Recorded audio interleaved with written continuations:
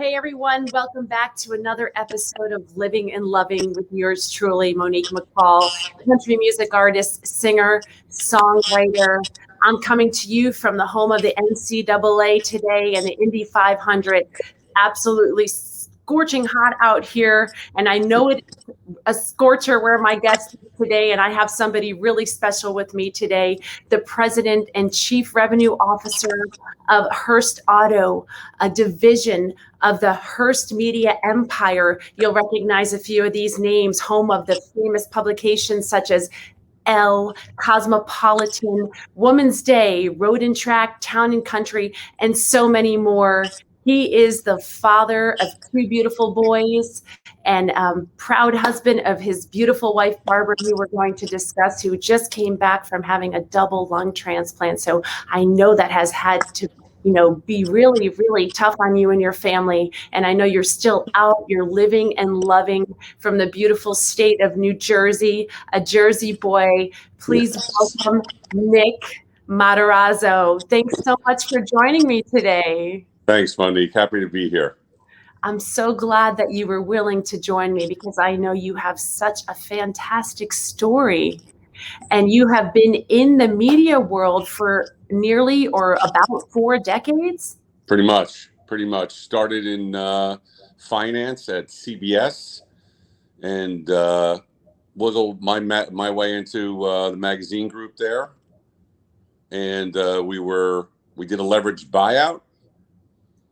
And then we were bought by a French company, Hearst Auto, which is how Elle came into the stable. And then we acquired a couple of companies, Jumpstart Automotive Group, which was folded into our group, which I was the CEO of. And then we were acquired by Hearst in 2011. That spans about 4 decades. So 4 or 5 different companies. Each time the acquisition took place, I ended up staying and sort of finding a different path to go down, from finance to mergers and acquisitions to sales, and ended up now sitting on top of the automotive team, working with some of the most talented people in media, and in one of my passions, which is cars. What a fascinating career. I mean, I have so many questions for you. I do understand that you started out as an accountant, and you have a couple nicknames. One of them is Nicky Metz, and the other one maybe Nicky Numbers. Right. Yeah, it was a little boring on the accounting side. And well, if you go back 4 decades, there weren't a lot of options on where an advertiser or a client could buy media to talk to a consumer. You had print, and you had TV. Now there's a plethora of options, so it's a little more difficult. You need a little more data, but it's challenging, and it's pretty rewarding. Yeah, I was going to ask you, I mean, how has technology changed? I mean, you've seen some major changes over these 40 years. Well, now you know almost pretty much in real time whether it's working or not. Whereas back in the day, 3 or 4 decades ago, you would run an ad and 50% worked and 50% didn't, and you really couldn't figure out which one. So when you figure that out, I mean, how quickly do you remedy it? Right away? Do you stop running an ad, or you continue and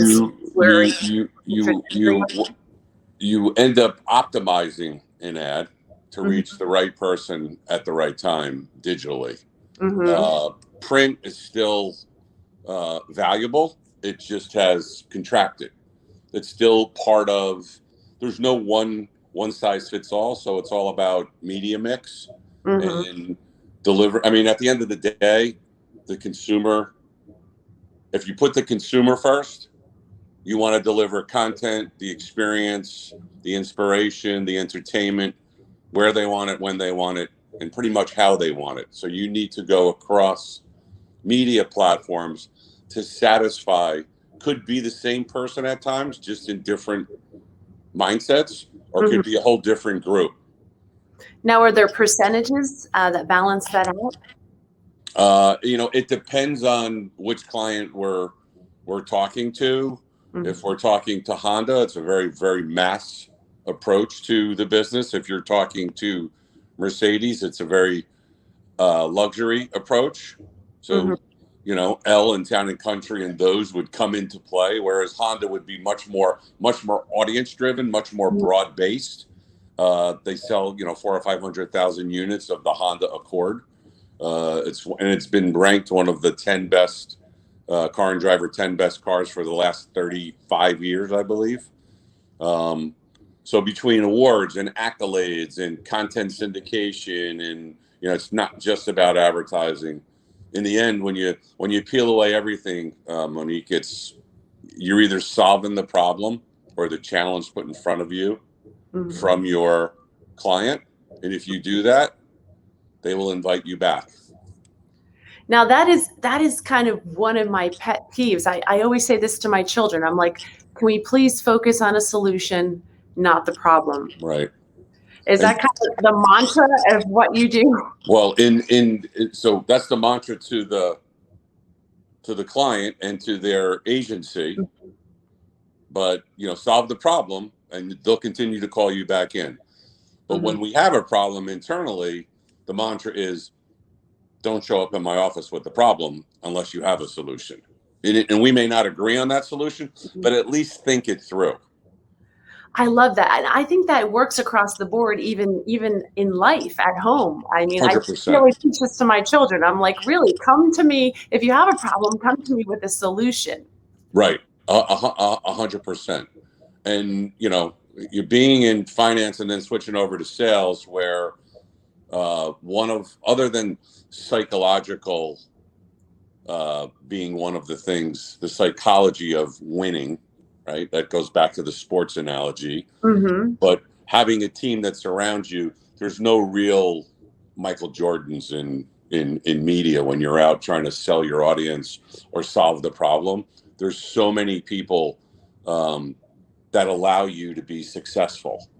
So the goal is how do you inspire them to sort of get on your team and help move this, I'll use the sports analogy, move this ball down the field and into the end zone, or, pass it for the layup, or whatever analogy you want to use. There's no one person, there's no Michael Jordans.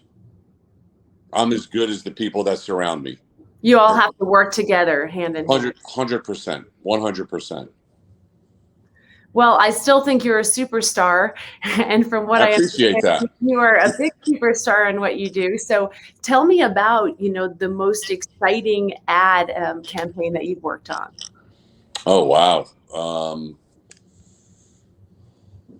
Well, the one we're working on right now, it is just launching, and Lexus is sponsoring it, was Project Tell Me, and it was a corporate initiative. And it revolved around the African-American people who made a difference. And they went to several of them. And by the way, it launched on, it's across several of our titles, from Elle to each title found their niche with an African American who made a difference, whether it be in journalism or something else, or a person who was in auto who ran, a plant for General Motors. And it was pretty inspirational. There was a lot of social activity, which is when that sort of rings the bell and lights the fire, you're doing something correctly. I was going to say, there's got to be a lot of cross-pollination between all of the divisions. Yeah, it's the automotive group is underneath the sort of the magazine media group. So we represent all of the brands for auto, for the automotive category, because we understand the sector, and we know the players at client and agency the best. So the collaboration internally between brands, from car and driver, is sort of it's the anchor, but it's also the tip of the spear. And so when we lead and they say, hey, we want, luxury, or we want fashionista, we then have to go to that publisher, that marketing group, and have them come in with us, because no one will be more passionate about that than them. That makes complete sense. And, I was in fashion, so I'm really passionate about that. So it's really exciting to hear that, you're with Hearst. It's always been a dream of mine. So if you can get me on the cover of Elle or Cosmopolitan, that would be fantastic. Harper's Bazaar. I think we just ended up selling Marie Claire, or Mary Claire. They say it both ways internally, but I think Marie Claire is moving out of the stable. But we got Harper's Bazaar. We have Elle. Yeah, we'll work on that. I love how there's such a connection between fashion, and the car world. Oh, 100%. Yes. Buying a car is as much about performance as it is about emotion and style and design. Yes. And I think I may have told you this, but as you know, most of the cars in this family are underneath the name of the beautiful Barbara. I know that. And your beautiful wife, Barbara, I know she just went through a double lung transplant. Yes. And I'm sure that has affected you. We're still in COVID, coming out of COVID, and then going through that during COVID. What was that like for you? This kind of started four years ago, where she had bronchitis and it slid into pneumonia, and then it came back actually 5 years ago, and then it came back the following year, and the following year it just didn't get better. So we took her in and we had a biopsy done, and they came back and said, "Oh, you have ILD." What do you mean? What does that mean? Right. Now understand something. I'm crisscrossing the country, doing my thing, playing in the car sandbox with all the manufacturers and trying to figure out how to solve their problems. And I have a wife home who basically runs this world. Like I'm talking about runs this world. Sidebar, I went to the bank in COVID and they asked me who I was. She was running the Matarazzo Empire. Yeah, it's a small one, but yet an empire, right? So, a long story short, they did this biopsy and it came back interstitial lung disease, which is an incurable lung disease that affects the expansion of lung. Your lungs are smooth, and hers were starting to get scaly. So those little I don't know how to explain it. I guess packets or pockets can't expand to their fullest, and so her oxygen saturation went from normally 98 to, well, when she got the lung transplant, which was on April 9th, she was at about 80, and we had a very large oxygen machine in the house, and she was on oxygen for 4 years. For 24/7. Started out as a knapsack, ended up on this big oxygen machine for about the last 7 months. And they called us and said, "Hey, we got to settle lungs." But she was on 9 liters per minute when she started at 2 liters per minute. And she was not looking like her beautiful self when I brought her in. So very pale, and but she's back in a big way. She is back, but that had to take so much mental and physical fortitude for you. Yeah. Through this process, up until the big oxygen machine came in, she was working out 3 days a week with oxygen on. She would go to a physical therapist and she would be on the treadmill and lift weights and in perfect shape. And unfortunately, you're on a list, and you're on that list, and she was fading quick. And it was, I guess the silver lining for COVID was I was home because I was the caretaker, because no one could come in. So we learned a whole new side of things, from cooking and cleaning to laundry, that I never had to experience in my 35 years of marriage. But I bet that when this came, and when this all came down for you, you were focusing on the solution, not the problem. 100%. I would spend hours on Google trying to figure out why do they wait so long? What kind of drug are you on? How long do you have to be on that drug? And now we're going through the process because, thank God she got a set of lungs, and unfortunately, it was at the expense of a young mom who had some type of brain tumor. They flew them up from a different state. We don't have any other information, and they can't give us that information. The doctors don't even know. But it was a perfect match, blood type, size, all that goes into the hopper. Out of NYU, unbelievable lung institute, the Langone Lung Institute, to be very, very specific. And the team was stellar. Did it 8 o'clock at night, and it was over at 3 o'clock in the morning. And they called and said, "Is perfect."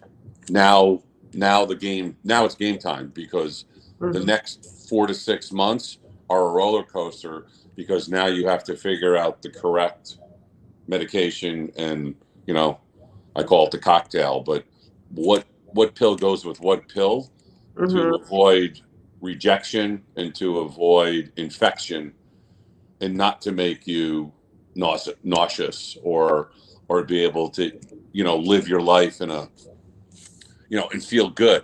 So some days she's up right now and some days she's down, but she is the toughest woman I know, and because I'm not sure I would have gone through all this. I mean, I'm watching this and going, oh my, all I can say is thank God. And she's a hell of a lot tougher than this guy. And I know she's feeling a lot better, thank God. And, even through these moments, sometimes people don't ask the caretaker how they're doing after all this. So how are you doing, Nick? I mean, I'm doing well, and I bury myself when she's sleeping in my work, because so I'm always looking for the distraction, and I make light of stuff, so I'm always looking for the wisecrack or the quick wit, and if I do that, I won't cry. So it's one of those. But it wears on you. When it was, when we had 42 inches of snow and you couldn't walk outside without having your face fall off, I was just like, I couldn't come down and see my dear buddy TJ Nelligan in Florida to get away. Yeah. So it was difficult, but I look at it and say, you got to do what you got to do, and suck it up, and we'll get through it. And so, I question the doctors. The doctors kind of, when I come in, they know it's Q&A time, because I question every drug, and why are you giving it to her at this time? And isn't there a replacement for this drug that won't make her nauseous? We usually get to yes. And so I always scratch my head on the way home, like, why didn't they do this to begin with? So I'm there to question. Her sister Katie, who's an angel on earth, is who runs several OR units in Central Jersey, who's one of those super duper nursing. She knows all this stuff, so she takes the lead and goes in. You're only allowed, by the way, one person after this lung transplant, and they said she was going to be in the hospital 6 weeks. So her and Katie looked at me and told me, we were sitting in Manhattan at NYU, and they said, this is right before she went in for her operation, and they said, you've been voted off the island. I will be coming back in here daily to see my sister. I will report to you what's going on. We'll FaceTime. Which was really smart, because she'll understand what they're telling her, and I would have to research it and then try to decipher it. So it was a brilliant move. Well, yeah, I think it was a brilliant move, but very lucky to have you as her advocate. I think that's very important, especially now more than ever. Many doctors have told me, no one can diagnose themselves better than themselves or the people closest to them, because you know yourself best when it comes to the medical arena. So it's really great that you asked a lot of questions. Now, is that something you have done your entire life when you haven't known or you haven't had the answer? Is that something that, kind of one of the lessons you've learned through life is to always ask questions? Don't be afraid to ask questions.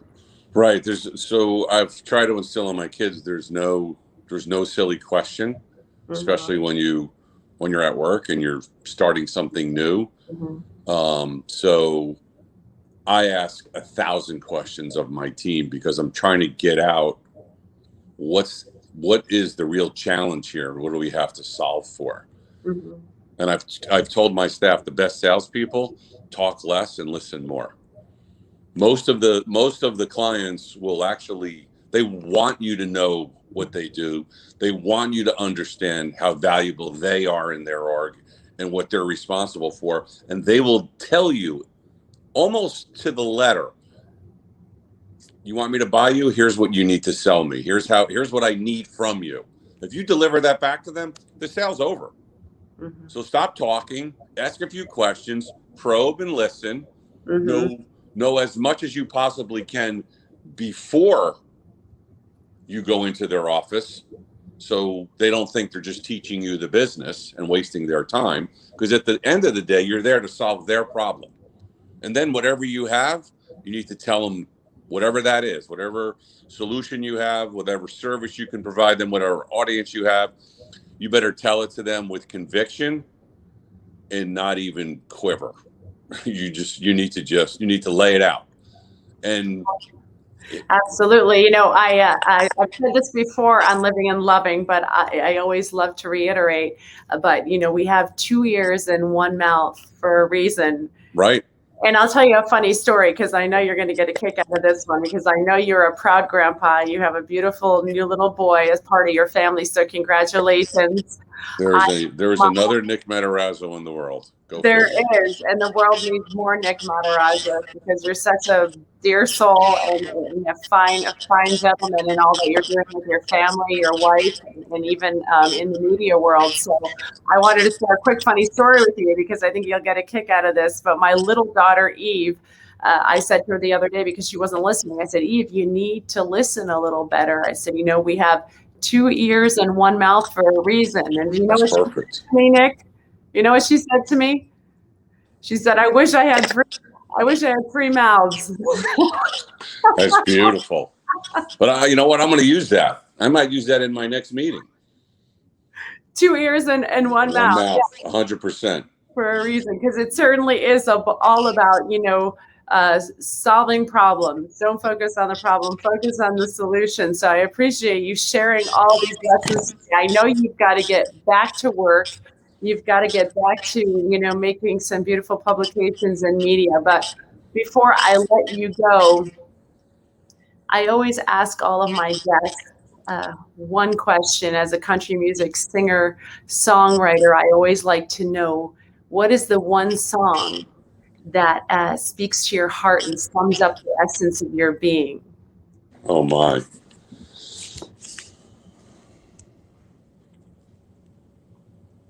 It doesn't have to be a country song, does it?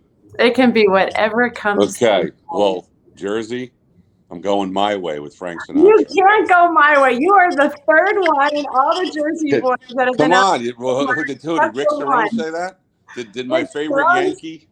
Rick Cerrone said that, and who else said that? I had somebody else from Jersey that said that. It's not coming to me. Who was my other Jersey boy? Well, anyway, you can do My Way, but so can you sing a few lines of it for me? I cannot, and I won't. Now you stepped over the line. There's absolutely no way. Everybody has to know their limits, and I know mine, and it has nothing to do with singing. So I absolutely am honored to be part of your show. I'm now a fan favorite, so I will, you know, I watch you all the time. And whenever you have it up, I love Cerrone. I think he's a little out there. Cerrone is definitely a different character, but I loved having him on. He is crazy. I watched the Live Like Sean one, which was terrific. I watched your pirate show that you co-host there. That was funny as heck. That's a good group. So I'm looking forward to coming down south so I can meet some of these people. Of course, I'd be happy to make an introduction, and I'm looking forward to seeing you back in New Jersey when I get back here at the end of the month. Super. Give Barb a hug for me. Thank you so much for joining me today. We were so lucky to have Nick Matarazzo with us here today. Check out Hearst Auto, check out Hearst.com. That's where you can find him, and you'll see his ads everywhere and all the ads of Hearst across the nation and the world. So thank you so much for joining me, the President and Chief Revenue Officer of Hearst Auto, proud father, Jersey boy, beautiful husband. You're so blessed to have a beautiful love story you have with Barbara. May it continue many more years ahead for you. So from the words of Nick Matarazzo today, or Nicky Metz as I know him, you know what? Focus on the solution, not the problem. Listen, have a winning attitude, and everyone have a blessed day. Get out, live, love. I am Monique McCall, country music singer, songwriter. You can catch me here every Thursday at 4 p.m. Thanks so much for joining me from Indiana today. Thanks, Bye. Monique. Thank you.